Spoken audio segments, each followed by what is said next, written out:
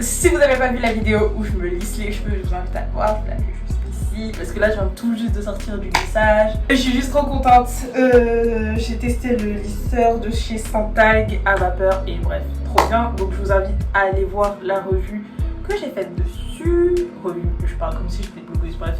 Je vous invite à voir la vidéo que j'ai faite dessus. Cette vidéo parlera de longueur, de soins capillaires, de routine, d'un petit peu de tout parce que j'ai décidé de faire un length check. Donc pour ceux qui ne savent pas, c'est quand on compare sa longueur avec une période précédente. Et là, je vais la comparer par rapport à la vidéo où je me lisse pour la première fois les cheveux en vidéo et que je les coupe. Dans cette vidéo, à un moment, je me tourne et je vous montre en fait ma longueur de cheveux. Et cette vidéo, elle a été tournée il y a bientôt un an. Il me semble que c'était au mois de mars-avril. Juste après, voilà, j'ai coupé mes cheveux. Si ça a bien poussé, bah techniquement oui. J'ai juste trop hâte de voir le résultat parce que là en fait je regarde en vite fait, mais c'est quand je vais faire le montage que je vais vraiment voir la différence. Et je vais aussi vous donner mes petits conseils, comment je prends soin de mes cheveux, comment je fais pour avoir un petit peu de longueur parce que c'est pas fou, il y a des personnes qui ont beaucoup plus de longueur. Je sais que c'est très difficile d'avoir de la longueur quand on connaît pas bien son cheveu puisque bah, ça a tendance à se casser. Notamment là en plus mes pointes elles sont un petit peu abîmées puisque je les ai délaissées pendant une petite période. Mais voilà, je vais vous donner tous mes conseils et on commence tout de suite parce que la vidéo va devenir trop longue. Bon, je me tourne. C'est dommage que j'ai pas une règle ou un mètre pour mesurer le tout. Mais on va faire avec. Hop, je me tiens bien, je triche pas. Hop, techniquement, mes cheveux, ils arrivent à là. Je suis bien droite là. Hop, et si je regarde dans le blanc, je ne peux pas voir dans le miroir malheureusement. Bah, je regarderai en vidéo. Hop, voilà. Là, ils arrivent jusqu'ici, c'est vers... presque le milieu du dos, ou le milieu du dos, j'arrive pas trop à bien discerner sans voir, je suis désolée. Ça a poussé par rapport à l'année dernière, logique parce que les cheveux poussent. Je suis relativement contente parce que j'ai trouvé une routine qui me va, une routine qui n'est pas trop contraignante et qui va à mes cheveux tout autant qu'aux cheveux de ma soeur. D'ailleurs, tout au long de la routine, je vais vous donner des tips qui fonctionnent également sur mes soeurs. Et il y a aussi une vidéo que j'ai filmée en commun avec ma soeur, je vous mettrai le lien juste là, le petit onglet. On va commencer tout simplement par, je vais vous raconter un petit peu l'histoire de mes cheveux, comment j'ai eu le déclic d'en prendre soin, parce que avant c'était pas trop ça. Donc j'ai commencé à prendre soin de mes cheveux vers le collège, à quel âge? En 6ème à peu près, suite en fait à une cousine qui avait malencontreusement coupé mes cheveux. Mes cheveux ils étaient très longs de base parce que ma mère elle les avait jamais défrisés, donc prenait très soin, enfin soin de sa manière. Et elle les avait jamais coupés, jamais défrisés. Et malheureusement, le drame, ma cousine a malencontreusement coupé mes cheveux. Ma mère elle a tellement paniqué que j'ai stressé à mon tour. Je me suis dit oh my god, genre c'est si grave que ça, alors que bah non, c'est des cheveux et ça repousse. Donc j'ai commencé à regarder des vidéos YouTube où j'ai commencé à apprendre à prendre soin de mes cheveux. J'ai commencé à regarder quels étaient les facteurs qui influençaient sur la pousse et j'ai pu comprendre que en vrai l'essentiel, avant même de vouloir favoriser la pousse avec tel et tel produit, c'était vraiment tout simplement de limiter la casse. Et à partir du moment où on limite la casse slash la chute, parce que si vous avez des problèmes de chute de cheveux, ça peut jouer aussi, bah le cheveu il va pousser tout court. Après vous pouvez mettre des éléments qui vont stimuler, des huiles, des poudres. Si vos cheveux se cassent, bah, ça servira un petit peu à rien ou ça fera un peu de la rétention. Donc, au fur et à mesure de mon parcours initiatique, mon parcours capillaire, j'ai vraiment compris que pour moi les clés pour que mes cheveux soient en bonne santé, souples, surtout souples parce que à l'époque j'avais pas de souplesse, c'est-à-dire que je bougeais mes cheveux, là vous voyez ça bouge un minimum et encore ils sont secs parce que je viens de les lisser donc ça bouge pas autant que quand j'ai mes cheveux bouclés normal. Le facteur en fait qui faisait que mes cheveux ne bougeaient pas, c'était vraiment le manque d'hydratation. Vraiment mes cheveux étaient d'une sécheresse. C'était juste hallucinant. Après avoir compris ça, parce que j'ai mis très longtemps en fait à comprendre, j'ai mis des années à comprendre parce que j'appliquais tout simplement les routines que les gens faisaient sur internet qui n'étaient peut-être pas forcément adaptées à mes cheveux puisqu'ils avaient des cheveux différents des miens. Mais dès que j'ai appris que mon problème moi majoritaire c'était vraiment l'hydratation, bah tout a changé. J'ai commencé à avoir des définitions au niveau de mes boucles. Bah en fait j'ai toujours eu la même nature de cheveux, c'est juste que bah, comme ils étaient secs, bah, les boucles elles ressortaient pas tout simplement. J'avais vraiment des cheveux qui semblaient être 4C, alors que c'était plutôt type 4B. Après, je dis pas que les personnes qui ont des cheveux 4C après les avoir hydratés auront des cheveux 4B. Non, pas du tout. Vous pouvez avoir des cheveux 4C hydratés ou non hydratés. Moi, c'est juste que comme il manquait d'hydratation, bah, les boucles que j'étais censée avoir, que vous avez pu voir dans d'autres coiffures, n'apparaissaient absolument pas. À partir de ce moment-là, j'ai commencé à faire des routines qui mettent vraiment l'accent sur l'hydratation. Je vous mets notamment la routine que j'ai fait avec ma soeur, donc comme j'ai dit juste ici, qui résume un petit peu tout ce que je fais chaque week-end avec une alternance entre des bains d'huile ou des masques, une alternance entre l'après-shampoing et un masque capillaire à la fin, etc. Les produits que je mets, beurre de mangue, beurre de qualité. Qui résume le tout. Ça, c'est depuis très peu. Puisque mes cheveux poussaient, puis arrivé à un certain stade, c'est bon, ça y est, on arrête en fait, non?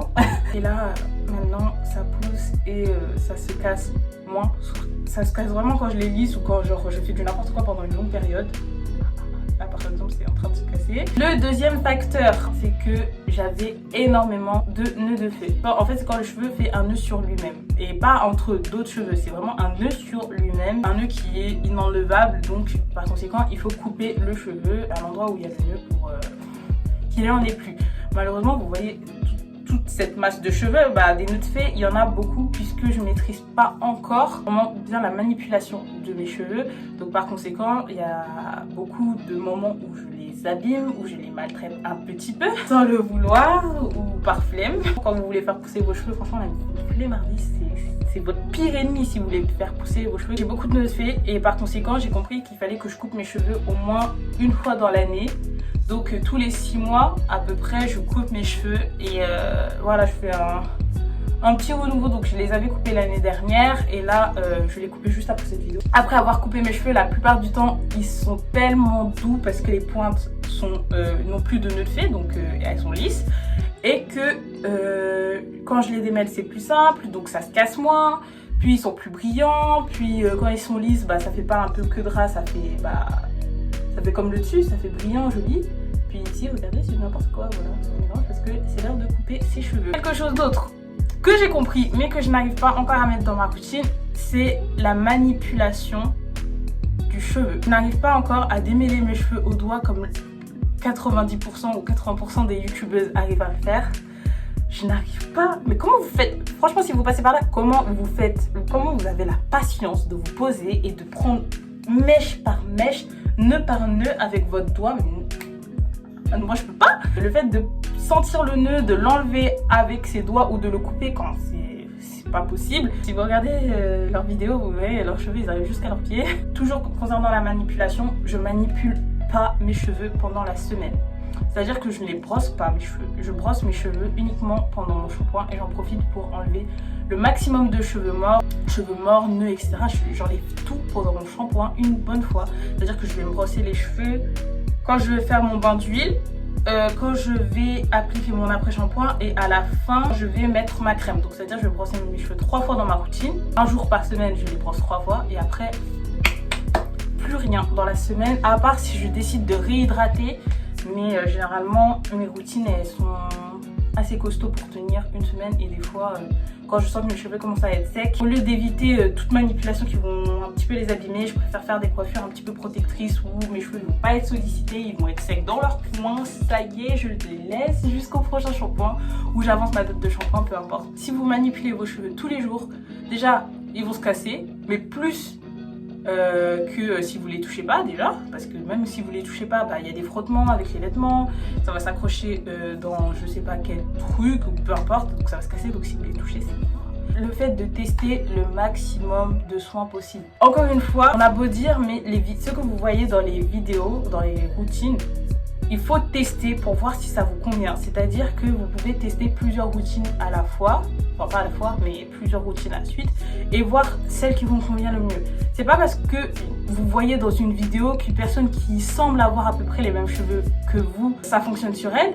que sur vous ça va fonctionner. J'ai pris du temps à trouver une routine qui me convenait, puisque j'ai essayé plusieurs produits pendant des années. Ça fait depuis la 6e quand même que je me bats là, j'ai 20 ans, bientôt 21. Ça fait long. Le 5e point, c'est de privilégier si possible des produits naturels, c'est-à-dire sans sulfate, sans silicone, sans blablabla, huile minérale, parabènes, je sais pas quoi, machin. Et franchement, je vais pas vous mentir, ça va être super dur au début, ça va être tellement dur parce que les silicones, c'est mauvais, mais c'est doux à la fois. C'est-à-dire que c'est tellement trompeur, vos cheveux vont paraître tellement brillants, tellement vont se démêler tellement facilement, ça va être un pur bonheur. Mais après, quand vous allez vouloir apporter du soin, de l'hydratation, etc., vos cheveux ils vont pas pouvoir recevoir ce que vous leur apportez, puisque le silicone, ça agit vraiment comme une barrière. Ça bloque tout sur son passage.